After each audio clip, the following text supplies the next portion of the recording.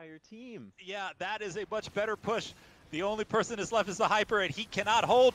He's going to pull back. They only need to get one tick. Point. And then the Ash Punch just to deny them off hold point. It down, and extended warranty take game 1. When he used his E on top of all the gym mines, gets a good melee off of that, but he doesn't get any picks. No, and it's 1 second, and that's it. Wow. 7-star come back. Yeah, no, it's over. Simulati has won this hold. They shoot them. They got to the point. They're in there. Let's see if he can buy enough time. Hold.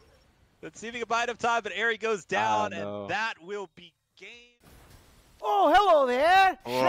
Oh, 2 picks, and then just get traded out after a revive. 7-star. Got a little bit of time. Just CSG left. He's not going to pop his ult, but hopefully try and maybe get a pick here or two. The Marisai ult does come out. He stuns quite a bit of them. Wow. Donna. Preface is low, and he goes down. Zipstar also low, so he's going to get zoned out here fairly quickly. That team does use the pop rage to get armor, but to no avail, he goes down quickly. 7-stars is now down 2 players. They do manage to trade it out very easily. The Hyperion as well. Bury this, you filthy casual. Now Burners gets pulled out of his Ash Punch. TSG is really starting to gain control of the site, and with Orbit down and a hype up. What are you aiming at? What are you aiming at? Whatsoever. 25 seconds here. What is? We need to see an ult starts popping the ult. Gets an ult. Another ult from Saz. Bonekill now responding with his own ult. That was 3 ults that had popped. Susan is still down here with ult. Does have sight. We now see the Susan ult pop out. Does manage to get the fuser. He's still up. All Bonekill just has to do is stick the fuse. Bonekill should be able to kill him, and he does. Will stop it. Protokill is stopping the planet all the time. What an immense hold.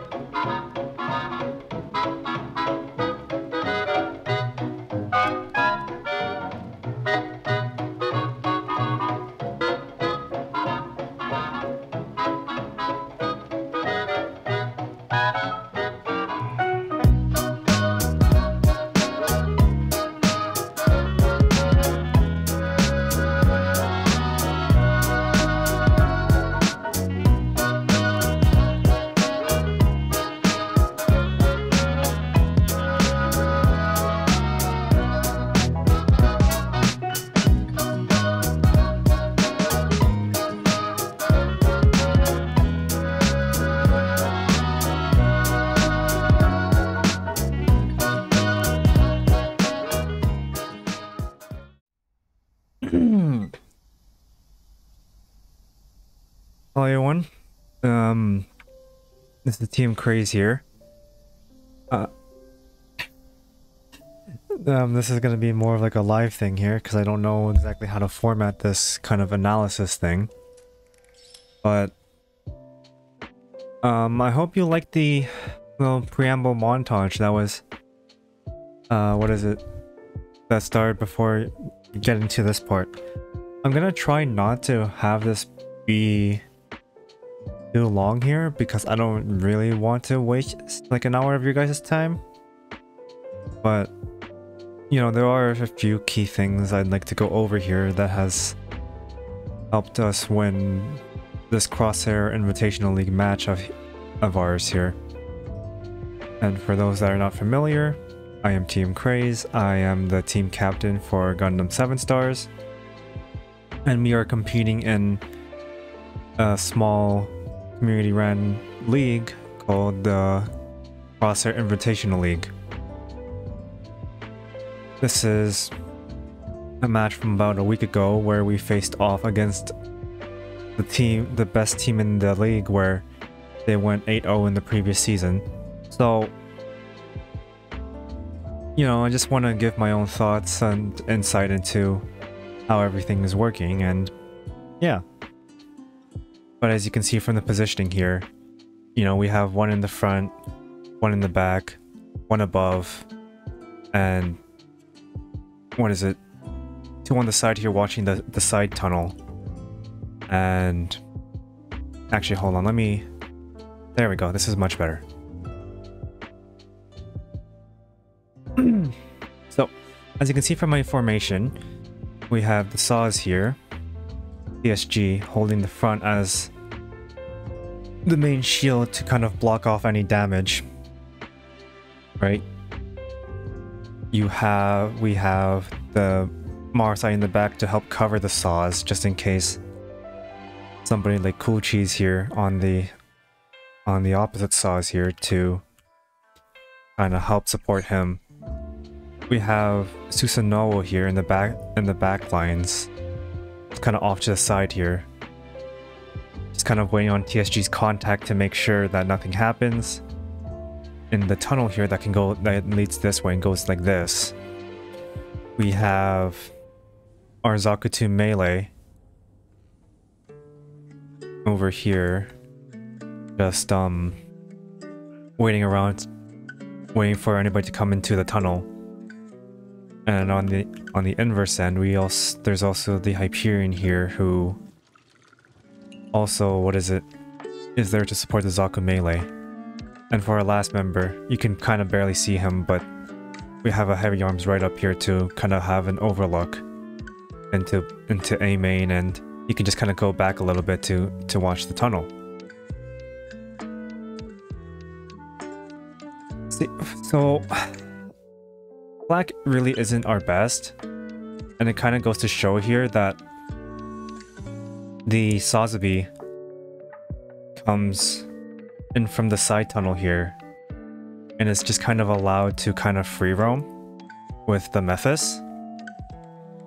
Like, I understand that my team here is focused entirely on the door here. I'm just gonna draw the door like this. Like, they're all focused on the door, like the main entrance.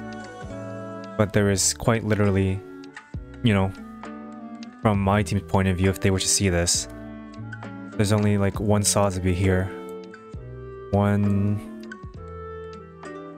Saz. There's only one person here, and that person should be easily taken out. Unfortunately, it doesn't really happen, and even though the Gundam goes down here, they still end up losing this only because the Sazabi is able to come in from the side here with more reinforcements. As you can see here, because they kind of backed up into the Sazabi, the Saz is able to just kind of take two picks. You can see Droid here and Bunny. Both of these players are trying to grab the Saz that is right over here and single them out. But because this isn't sort of a favorable position for them to begin with, they kind of just die. If I can, you know, get there. You can see Bunny gets the Mars, gets the res, but in the end, they go down, and then now they just push into here. And the whole formation just kind of slowly falls apart as you can see here in the kill feed. While my team is trading out kills as best they can. The Meowing Cats is up as 4 members alive, and my team only has 1. So that isn't something really favorable for my team, and so the Heavy Arms just kind of has to book it out. So what I want to point out here is kind of the layout of how Meowing Cats structures themselves for this round. As you can kind of see here, we have 1, 2 over here, 1, 2 over here, and as this plays out, you'll see that, oh, there's a third one that I missed. The one right over here. But you'll see as this plays out, the Ashimar will fly over to where the Sazabi and the Methus are? No, the Methus isn't there. I don't know who that is. And you can see that, what is it?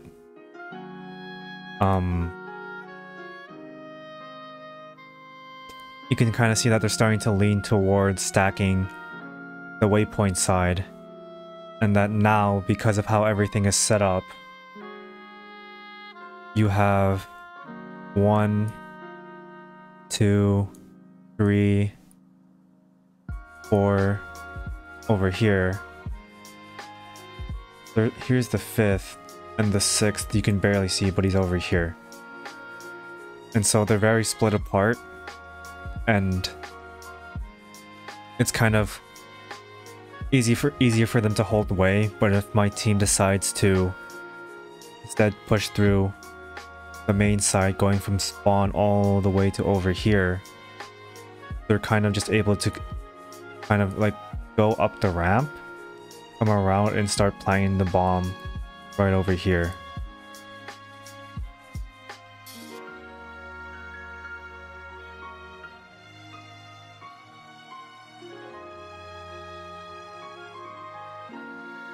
And this is kind of like, what is it?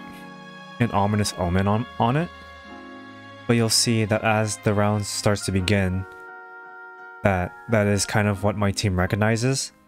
And so they only send a maximum of 2 people towards the waypoint, while the majority of the forces head over to what is it? To the actual bomb sites themselves. You'll see here in a bit that you have, again, the 4 people watching way, and there's only 4 people watching the, what is it? The bomb sites themselves. And because of the power imbalance inherent to how the teams have split up their forces, yes, both Lucky Star and Derpatar here will die to the 4 stack here. But because we only sent 2 and we sent the remaining 4 towards A and B site here, that means the only 2 people on site will start to get overwhelmed, and we can get a plan off for free. As you can see, it kind of takes a while here, and they do die. But as you can see, 3 over there, and now suddenly there's 1, 2, 3, 4 somewhere over there, and the Barbados has just died because there's only so much you can do against 4 people here. And because the Gundam over here is forced to fall off, it means that we're able to just kind of get the plant easily and start setting up our positions, which I also want to call into our positions as well here. That, let's see, right here, that while the Susanoo had previously gone from here to kill the Ashimar and then gone down to get into safety, he's pushing up in such a way that the forces coming from waypoint, coming up here like this, are never able to get a line of sight from, what is it, from here, like standing right here, and all the way into the bomb plant spot over here. And on the inverse side, you have Tokyo Bunny on the Mars side and Orphan RX on the heavy arms, supporting Joy to Cool from the top here. You know, stopping the Gundam Dawn Iguana from getting the res. and further making sure that they don't push up. And while Tokyo Bunny is shooting towards the Gundam, Orphan RX is inversely looking towards the bridge here so that what is here? Tokyo Bunny doesn't receive the bulk of the damage, despite the fact that RX Moon unfortunately is not looking at Bunny. He's inversely looking back at Orphan RX here, and that's why he takes a ton of damage. But despite all that, it does mean that because my team had pushed up like how they did, there was a certain line here, this line, that they have yet to cross because of the constant pressure being exerted from my team. Which also means that since they haven't pushed up yet, that the Susanoo down here, Jordicool, is able to try and like catch Don Iguana trying to go for the res and keep him preoccupied all the time, no matter what. And at the same time, again, look at Sotheby here, who was shooting exclusively here at Marseille, along with what is it? Methus. Meanwhile, two of them have to stare down again. 1, 2, 3 people. It might seem like my team is in a worse position, but because of how the setup is, it means that we're always in an advantageous position no matter what.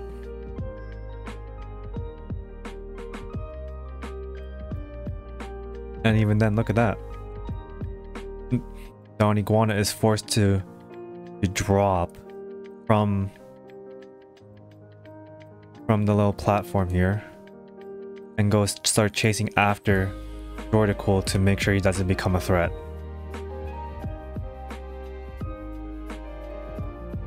All the while, the Sotheby is taking too much damage and they have to retreat. And at the same time, while this is happening, you'll see in a little bit here that, what is it? The two people who died there are able to respawn and start taking waypoint again, making it more advantageous. Notice how now also, by the way, that there was a 1-minute timer and it's almost already at like halfway there.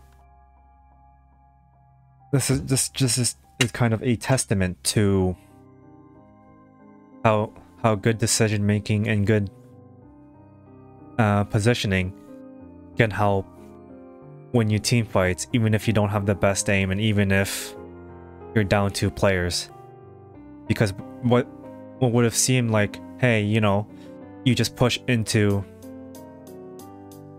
the bridge here into here and take out everybody here, turn into them getting stalled directly onto the bridge and not making any ground whatsoever.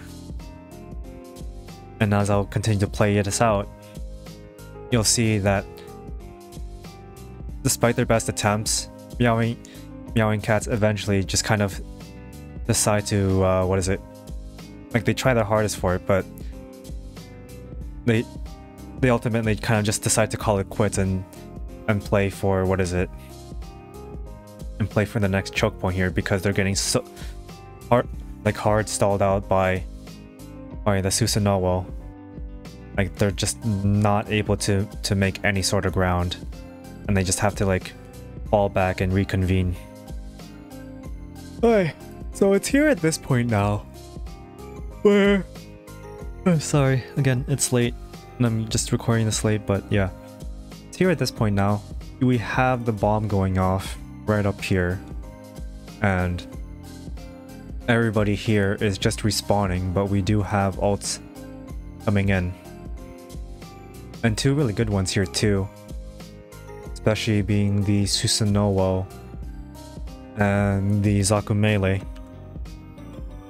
Which you might not think that Zaku Melee really has a good chance to use spin to win here, but I can assure you that there is a very good chance here, and failing that, it's still a zoning ult.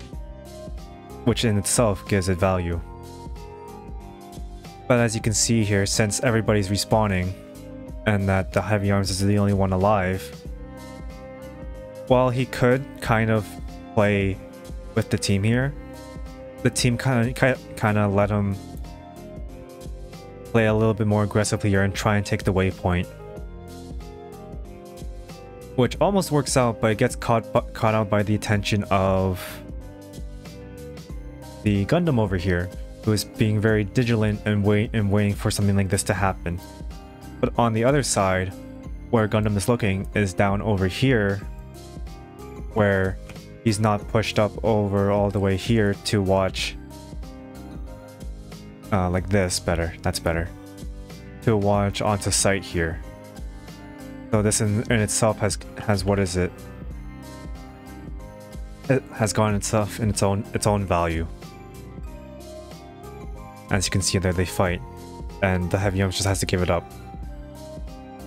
Meanwhile, the majority of my team has come in from Bond going left here like this, all the way through this little tunnel here to make the push here.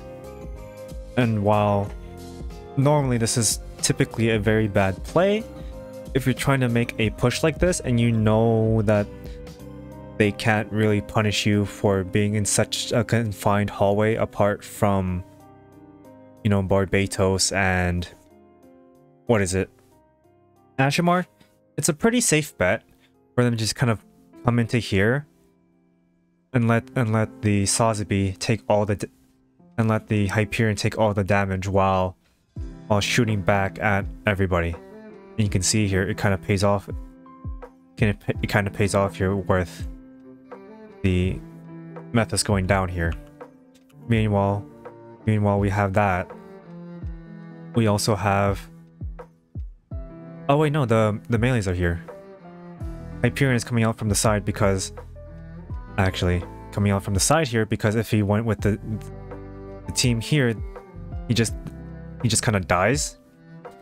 Like it would be like X marks the spot here, just dead. Instead, you have, you know,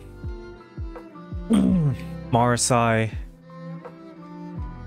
Unicorn, Susanoo, and Zaku Melee all coming in from this tunnel here, barreling through, while Hyperion comes over here to help support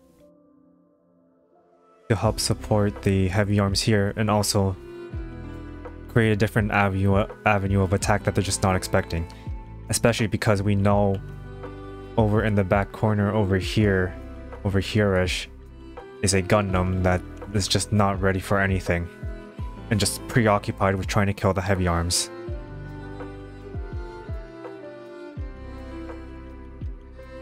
And so now Orbit's coming in here trying to get something, and Orbit the Barb, and Meowing Cats gets the res here. But Bunny, the Marasai, is able to dodge out of the way and, you know, kind of like lock the Barbatos into here. Into this narrow hallway where there's not a whole lot. This also drags in, what is it, Sazabi, Turne, and Methus to kind of shove themselves all into this one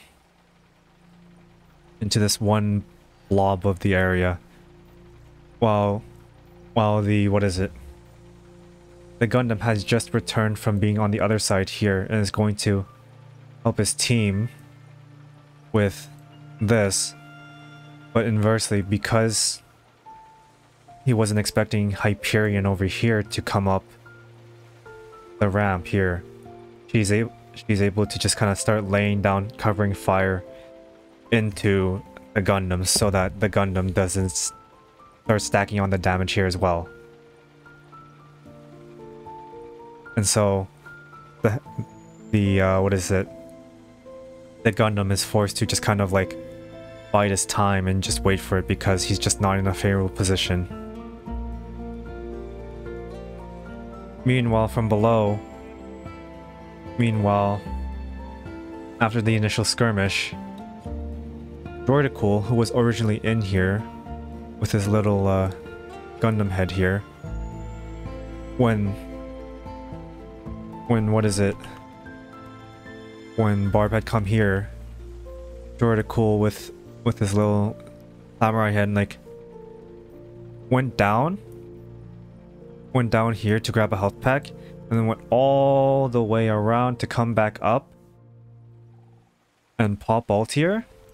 And then now he's in a good spot to just kind of, what is it, come barreling through with ultimate here and kill everybody that's coming here. Right now his main objective here isn't really to grab the Gundam here, just to kind of what is it, do that. It's mainly to flush the big mass that is over here that has just killed TSG and Tokyo Bunny on Uni and Marsai respectively. And because of how this was set up, you now also have, you know, two units supporting Cool as he's making this push. So he feels pretty safe to do it. Oh, also, what is it? Another thing I didn't notice is that the Zaku melee over here also took the same path, but instead of, I don't know, horn, and then here, this is your Zaku melee. Instead of going down and like through here, going back up, what Derpitar did is that he went down here, went through all the way over here to come up the ramp, and then also mount the push that way, so that now there's two different angles, and just again different angles for them to pincer from and make sure that they're not looking in the same direction.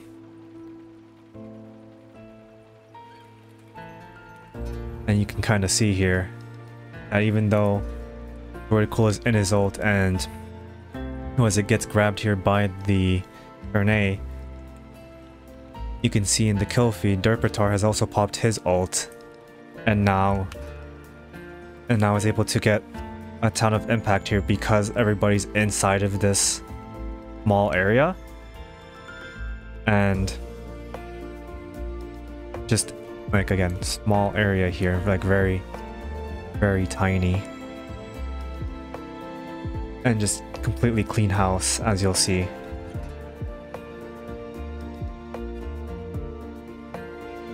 Both of them really. And again, supporting fire from Lucky Star to make sure that, you know, they don't get shot while doing it. It kind of turns a bit sloppy here in the end as the team starts to get panicky for defuses and all that. But with some cleanup and with some cleanup and a good bubble from Lucky Star's Hyperion here, like this bubble to completely block off the line of sight that Ashimar's trying to shoot down from. They're able to kind of clutch out the defuse here, and what is it?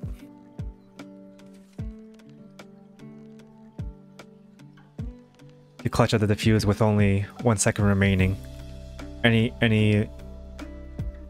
longer and this bomb would have gone off, and they would have gone to the second point here.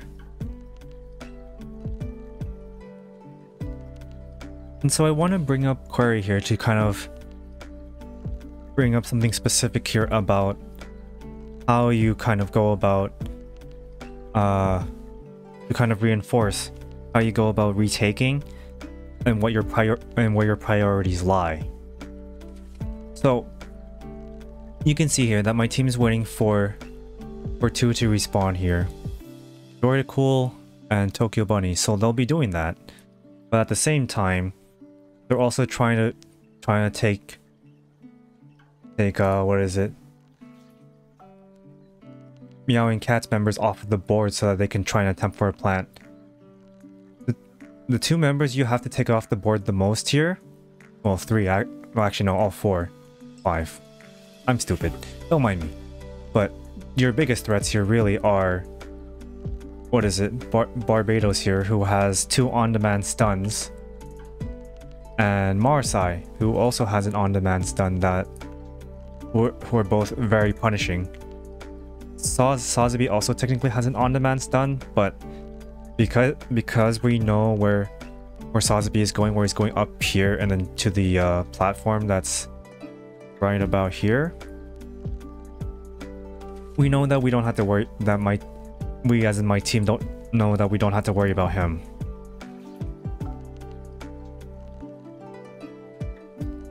Just watching how this plays out. And so you can see here now in the kill feed, there are numbers going down and we're losing members. But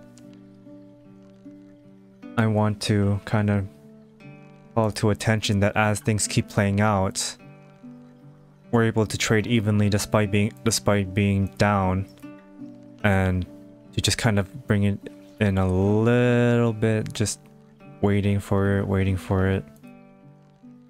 Not you, but this. Barbados has now gone down right here, and Marasai is nowhere currently to be seen. And the other person that we had to worry about here, the Sazabi, has already died.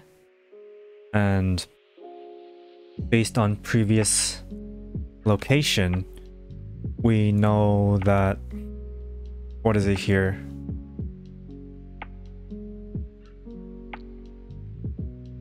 Come on.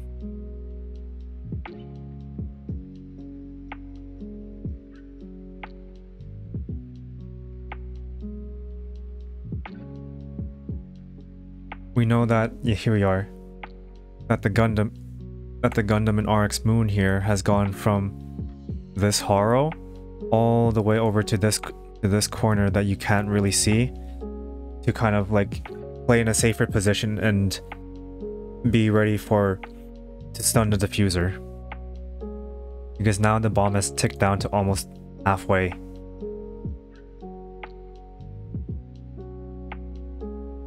But because of both Sazabi and Barbados going down, my team knows it's a good time to start plant. And immediately you can see Lucky Star, who was the Hyperion over here. I'll draw little rectangles like this. Moves in to pop bubble, make this huge bubble like this. Sazabi comes flying down from here to start putting up his large triangular shield here to block damage. And what is it? The Zaku melee over here is going to stand in front of the huge bubble here, and just kind of like stand here, kind of draw a stick figure and draw like little aura marks around him, and just kind of like act menacingly in front of all this shielding to kind of tempt him, like, hey, do you really want to try and like break through all of this? And this all happens because we instantly knew that the moment Barbados went down, we had nothing to worry about, because of the previous picks that we had gone. There's nobody in a position for us to threat. There's nobody else to threaten our position here. And the defuse goes off smoothly, without a hitch. And now coming into this round, I want to talk about, you know, playing your man advantage and playing your timings. I can get into a timing thing like in a later video, but I want to point out here that Joy the Cool here is going for a suicide push all the way into here to try and kill either RX Moon here or the Sazabi here. And that kind of, the entire push hinges on Jordicool getting anything, or else if Jordicool comes in and just dies, the entire team just stays in their current positions and waits for Jordicool to what is it? To respawn and try again. But because of how it works out, we now have RX Moon's Gundam going down. And as we play it, you can see Lucky Star went from being over here and then moving in to cast the wide bubble again and let Orphan RX over here push in alongside Lucky Star. Meanwhile, what is it? Sosby's kind of caught with his pants down, but he will also move in from here to support Orphan RX and Lucky Star, while Derpitar and Tokyo Bunny over on the top here are fighting with Barbados and causing that distraction. It's a very quick sequence of events. As you can see, both these players go instantly from where they are to help support, and Jordicool is still causing mayhem here. And it's just very quick, but also a very nice collapse where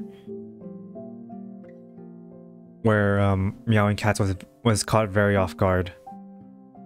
Because Jordicool went like this, the Marsai in the arrow door here, we'd like to call this arrow A E R O. I can type that, but I can.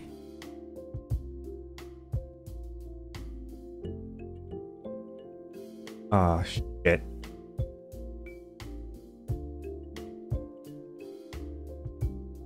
Anyway. A E R O. We call this the arrow door here. But because of the pathing, the Mars side only has the line of sight here, and he has to swing out wider to get this angle here, which overexposes him. And because Meowing Cats has sent Barbados over here, which is normal. Let me just draw a stick figure with long pointy stick thing here. Because they've sent him here, and because we've sent two, while also having 3 people, you know, push in from here, Barbados is now staring down 1, 2, 3, 4 people, and he's just not getting that out alive.